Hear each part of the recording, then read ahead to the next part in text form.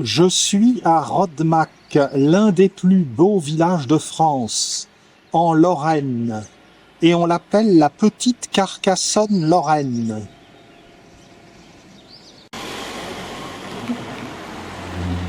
Tout ceci à cause d'une forteresse qui a été restaurée au XVIIe siècle, mais d'origine moyenâgeuse.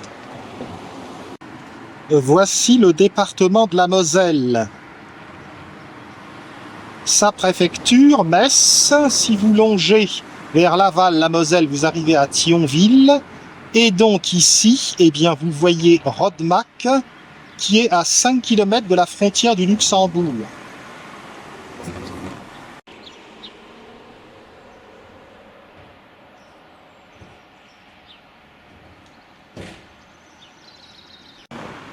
Voici la chapelle Notre-Dame de Rodemack. La porte est ouverte, mais à 8 heures du matin, ça m'étonne que ça soit visitable. Allons voir. C'est pourtant bien ouvert. La chapelle aurait été construite vers 1658, les habitants voulant remercier la Vierge de la fin des épidémies et du retour de la paix.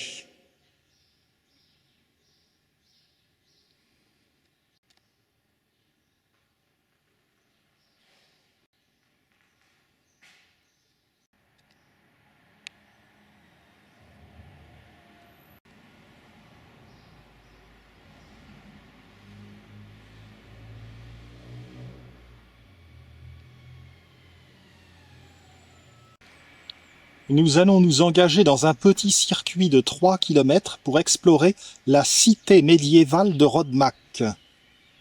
Et nous allons déjà passer par ici. On va grimper un peu. On ira voir le bourg historique ensuite. Voici la rue du Luxembourg. Empruntons la montée du château. Au seuil de la montée, le nom du pharmacien botaniste Jean-Marie Pelt est signalé. Un grand homme de science, aujourd'hui décédé. C'est ici d'ailleurs que se trouvait la maison familiale de Jean-Marie Pelt. Est-ce celle-ci? Il n'y a rien d'explicite.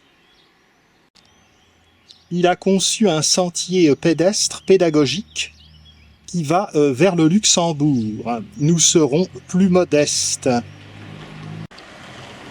En regardant ces fleurs, je m'aperçois qu'il y a une plaque précisément concernant Jean-Marie Pelt.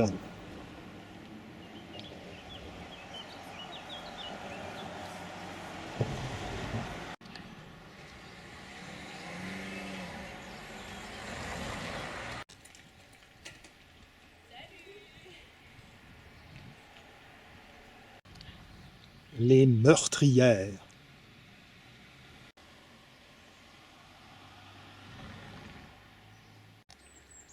HLM pour les arts. Mais pas que. Voyez-vous, Jean-Marie Pelt a laissé sa trace. C'était vraiment un passionné.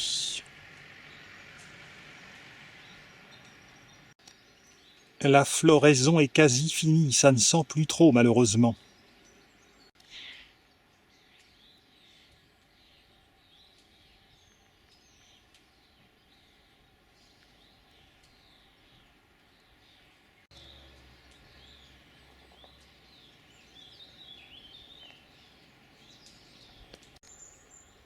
C'est à Rodemack qu'a lieu au printemps le marché au vin mosellan, qui a une bonne réputation. Le parc de la Citadelle est fermé à cette heure précoce. On verra ça tout à l'heure. Nous sommes partis de la petite chapelle que vous voyez à gauche. Et vous voyez l'importance des remparts ici, ce qui justifie pleinement l'appellation de Petite Carcassonne lorraine. Mais nous allons mieux nous en rendre compte.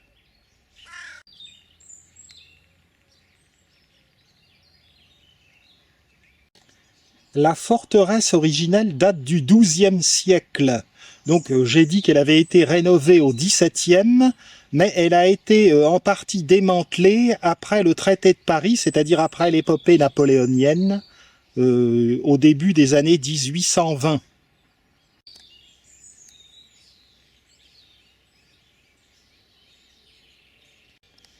On aperçoit le clocher de l'église de Rodmack qui date de 1783.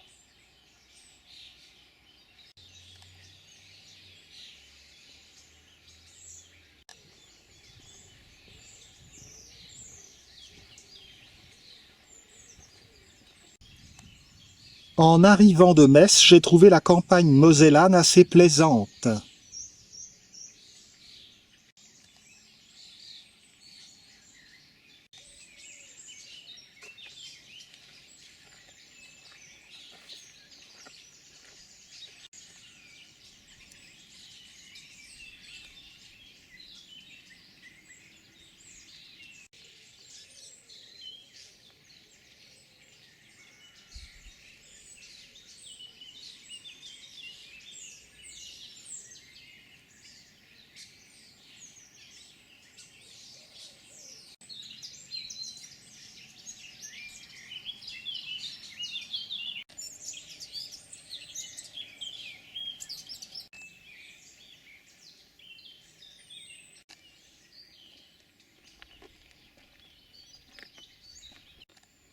Heureusement, dans cette canicule, il y a beaucoup de parties ombragées.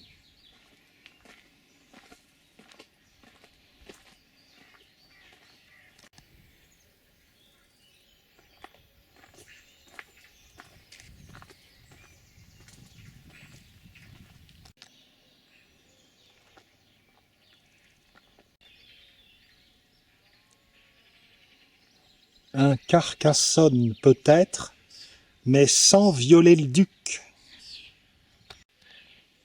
Les remparts ont bénéficié de restauration par des passionnés. Et en son temps, la cité avait charmé Prosper Mérimée, qui n'était pas seulement écrivain, mais également inspecteur des monuments.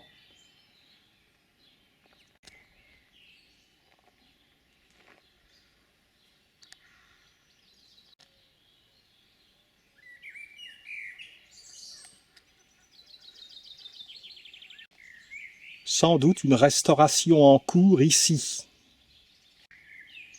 Passons l'espace de jeu.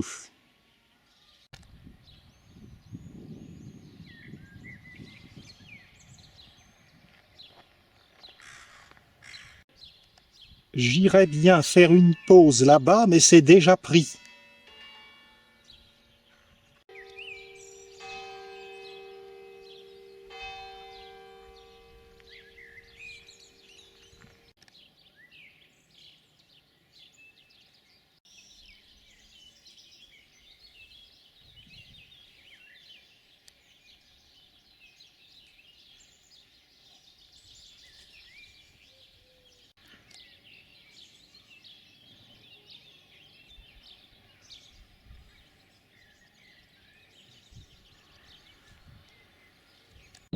On longe le cimetière.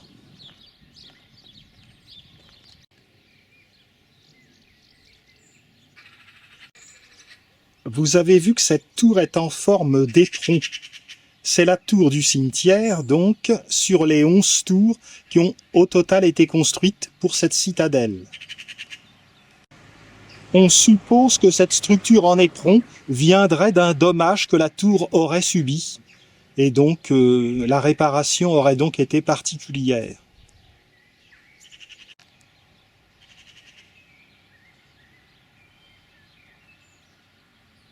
Longeons le rempart. Une décoration qu'appréciera Monsieur Vladimir Poutine s'il regarde Rodmack sur ma chaîne YouTube.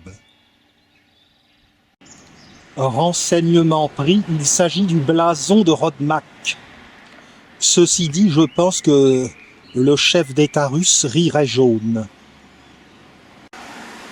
La tour suivante est la tour de Sierck. Il faut entendre par là Sierck-les-Bains.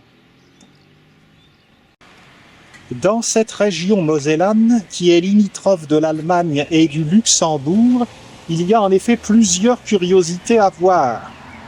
En dehors de Rodemack, donc Sierck-les-Bains, j'ai vu une photo, ça a l'air d'être très sympa. Et puis il y a aussi le château de Malbrouck. Et puis, je suis passé dans Thionville, et la ville n'a pas d'étoile au guide Michelin, mais malgré ça, j'ai trouvé qu'elle avait de fort beaux immeubles. Thionville, Diedenhofen l'a méconnue. Quant à cette rue, c'est la rue de Mondorf-les-Bains, à la limite entre la France et le Luxembourg, qui doit avoir de beaux ombrages par cette canicule. Je suis parvenu au niveau de la porte de Sierck, qui comporte donc 2 tours.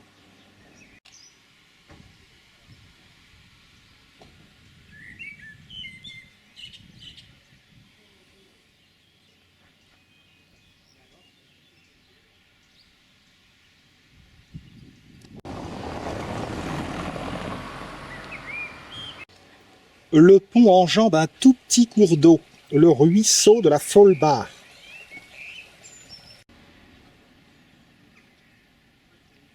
Ça me rappelle l'entrée d'Ivoire en Savoie. Allons vers le moulin. La porte de Sierck ou porte de la franchise date du XIVe siècle. Il faut savoir qu'en 1944, les Américains l'ont fait sauter, l'ont détruite, pour pouvoir que les chars américains puissent rentrer. On l'a reconstruite à l'identique en 1989.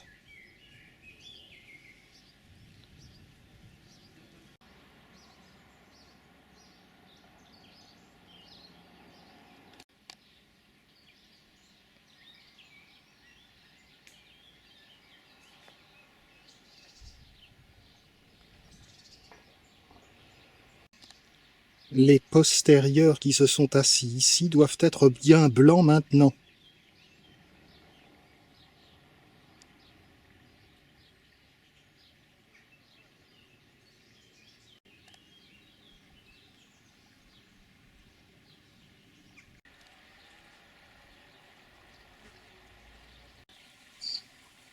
Le ruisseau de Folbach glougloute sous cette belle petite passerelle.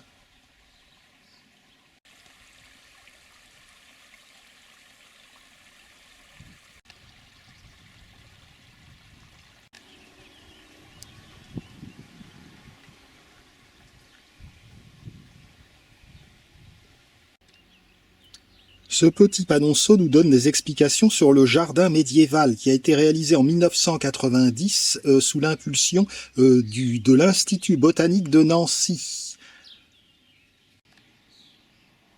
Reprenons. Voilà, c'est là qu'on peut accéder au jardin médiéval.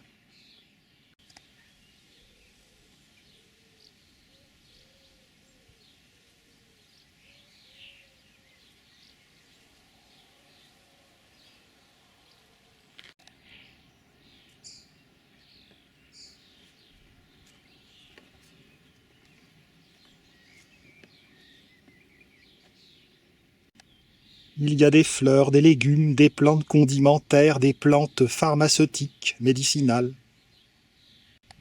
Là, par exemple, les plantes de la peau. Je ne sais pas si elles sont arrosées régulièrement. Les plantes des hématomes, collection de sang sous la peau. Et les plantes de la cicatrisation. On voit des prêles dans ce petit parterre. Les plantes de la circulation sanguine. Les plantes du foie et de la vésicule biliaire. Que je vous apprenne 2 termes médicaux. Cholérétique, ça veut dire qui augmente la production de bile par le foie. Et cholagogue, qui facilite la vidange de la vésicule biliaire. Parce que la bile produite par le foie est mise en réserve dans la vésicule. Les plantes antitussives et expectorantes. On nous signale la mauve, mais on n'en voit pas beaucoup ici. Il y a aussi le coquelicot, le bouillon blanc.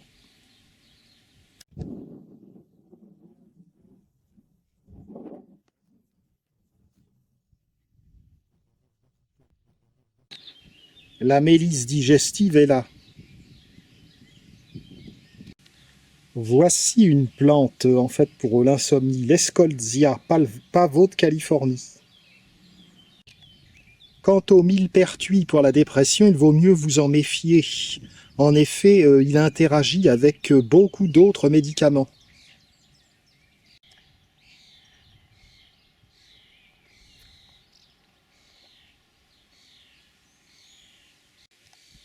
Où l'on sent que ces petits parterres vont souffrir de la sécheresse, de la canicule qui s'annonce.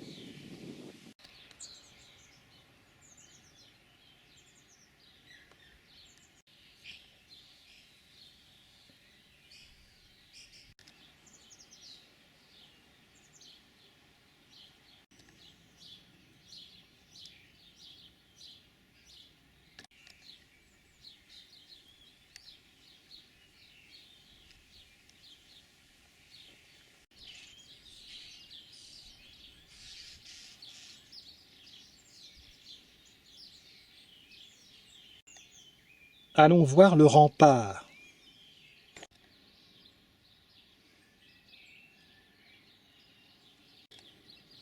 Quand je vous disais Carcassonne,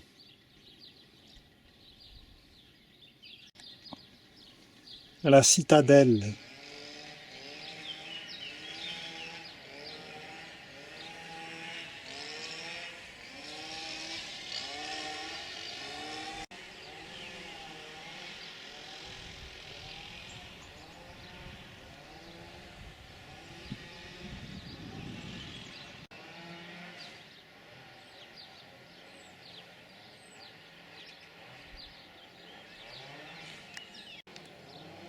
La porte de Sierck.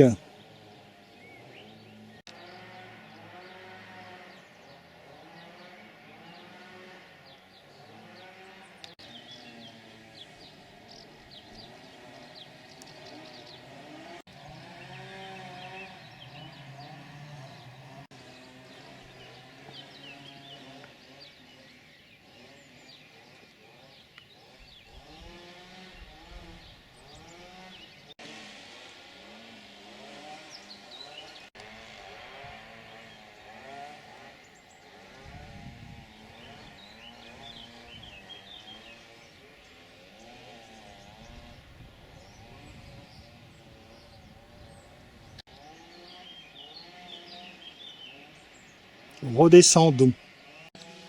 J'ai intérêt à faire gaffe.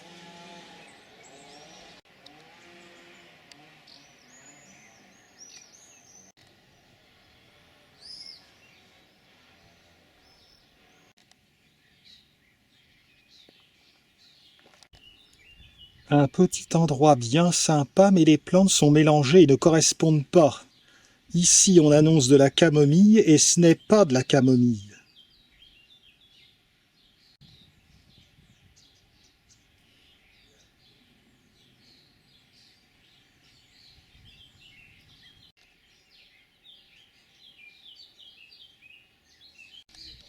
De plus, elles sont très odoriférantes.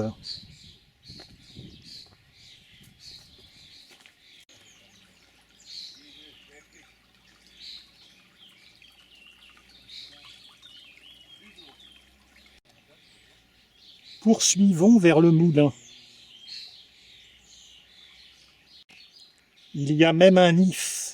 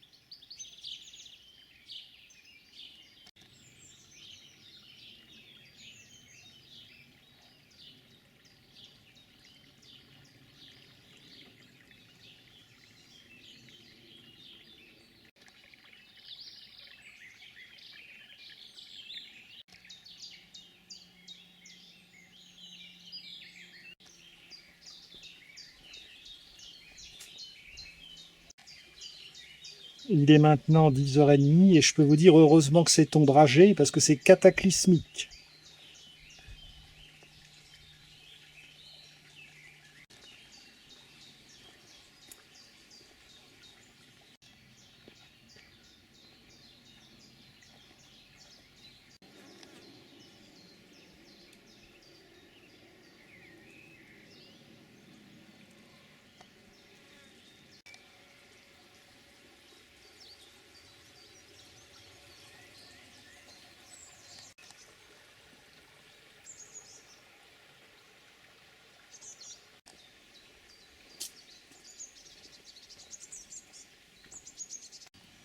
L'un des 3 anciens moulins de Rodmack.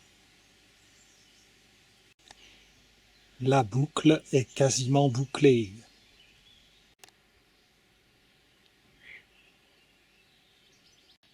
À présent, nous allons entrer dans le village.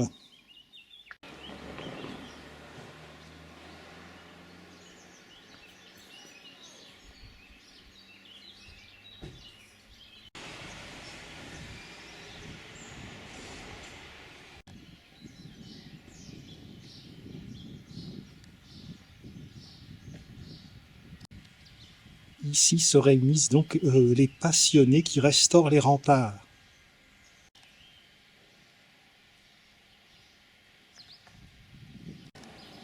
Habitat traditionnel lorrain.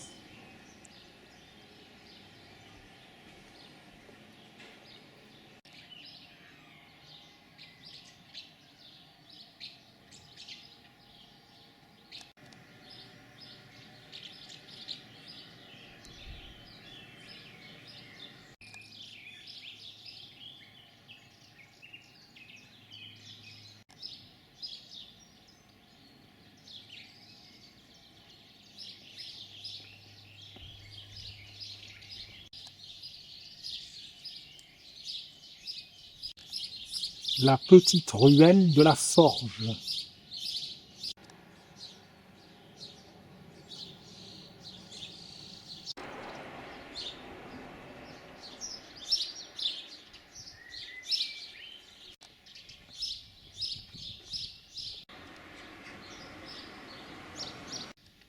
La citadelle.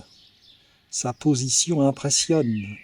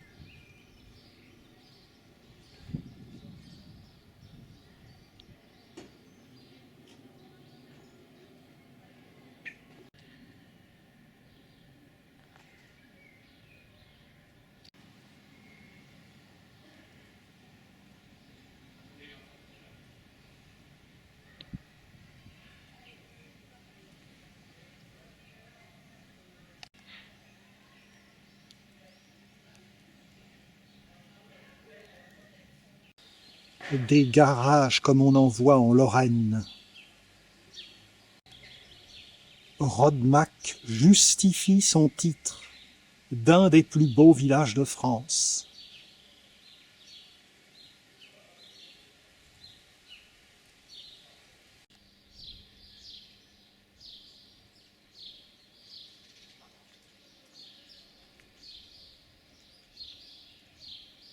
Allons voir l'église.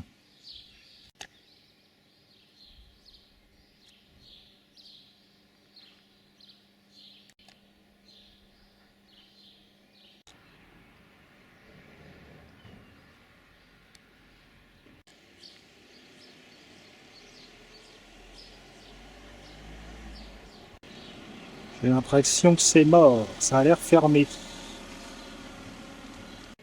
Et non, c'est ouvert sur le côté.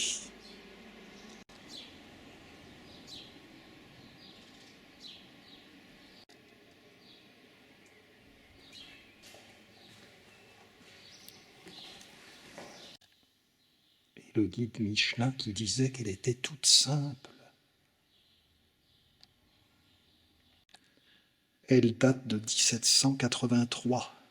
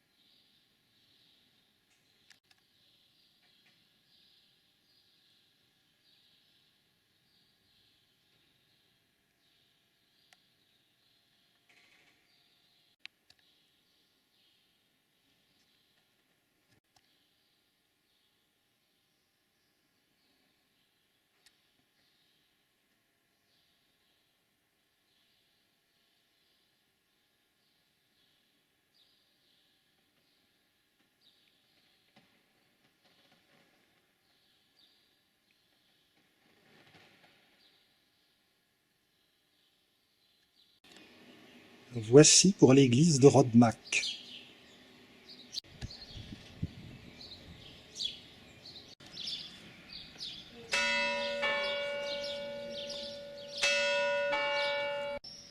L'intérieur de l'église est plus beau que l'extérieur ne l'annonce.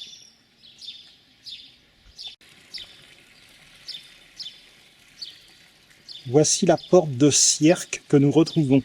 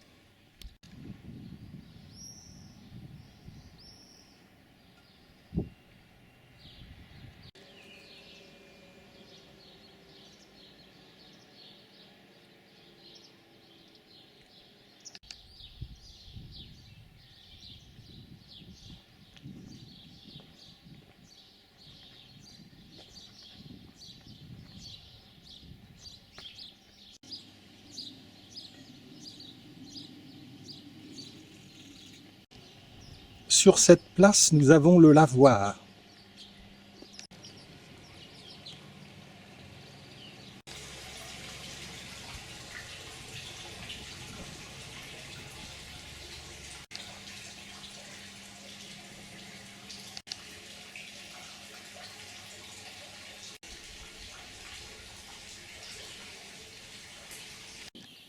Remontons.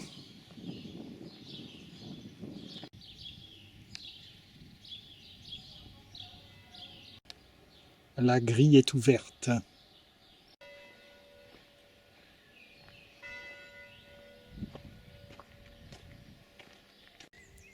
L'ensemble est impressionnant.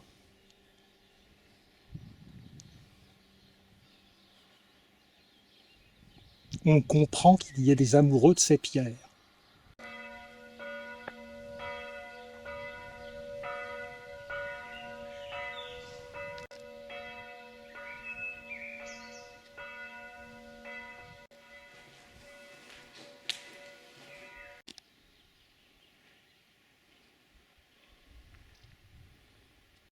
Le pavillon des officiers.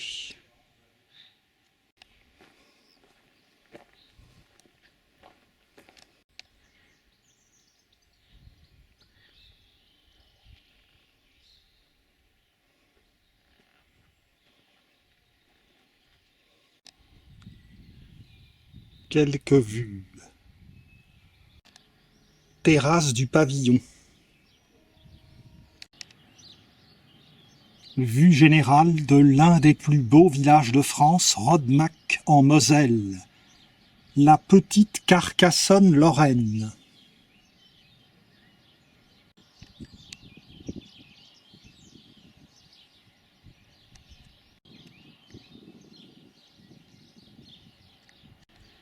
Avec une belle vue sur la centrale de Cattenom.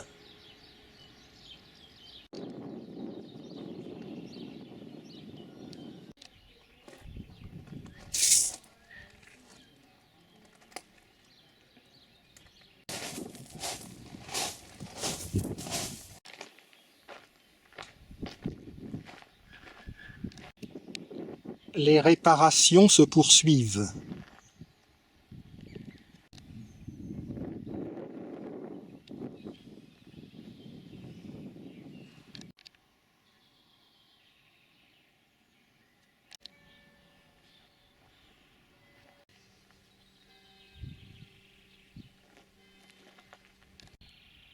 Les remparts.